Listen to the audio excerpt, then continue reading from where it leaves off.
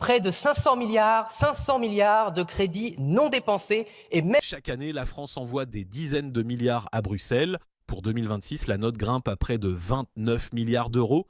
Le ministre défend ce chèque. Jean-Philippe Tanguy, lui, sort la calculette. Ce débat sur le prélèvement sur recettes au profit de l'Union européenne est un moment important.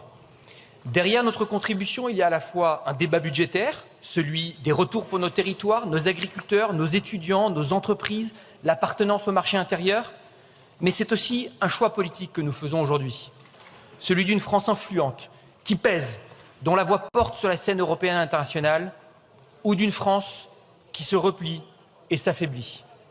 Soyons clairs. Chers collègues, s'il y a bien un domaine où la France a visiblement eu beaucoup d'influence, c'est dans la perte totale des contrôles des finances publiques au niveau européen. De la même manière que les macronistes ont fait totalement dérailler les dépenses et totalement fait dérailler les impôts, l'Union européenne suit exactement ce mauvais chemin. Deux exemples.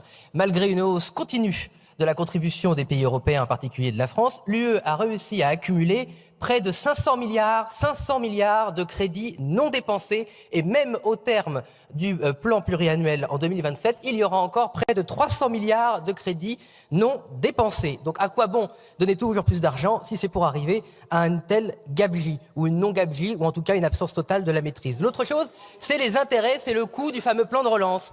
Le plan de relance devait coûter 15 milliards d'intérêts, mais il a tellement été mal géré que le coût de l'intérêt entre 2021 et 2027 va exploser de 76%.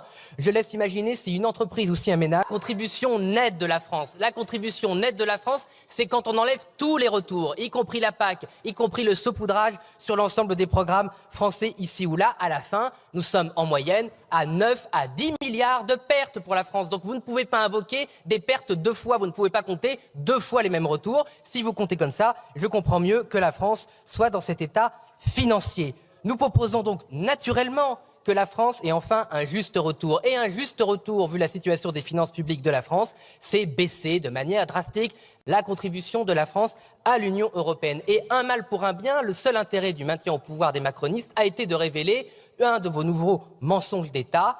Il était bien possible de négocier à la baisse la contribution de la France sans que cela mène au Frexit.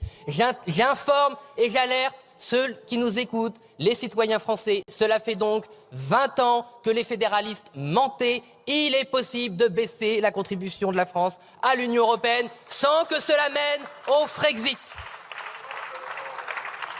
500 milliards qui dorment à Bruxelles et la France paie toujours plus.